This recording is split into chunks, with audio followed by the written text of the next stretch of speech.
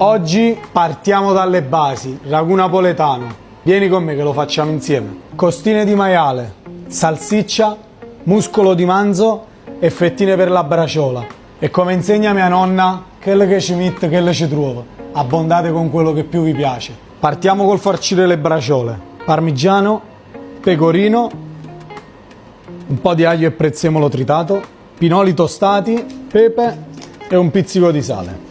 Arrotoliamo e leghiamo le braciole e siamo pronti. Saliamo un po' la nostra carne. Quando l'olio è bello caldo, partiamo con rosolare la carne. Quando la carne inizia leggermente ad attaccarsi al fondo della pentola, sfumiamo con il vino rosso.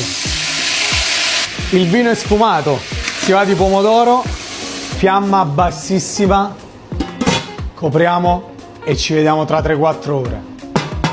4 ore sono passate e il nostro ragù è pronto.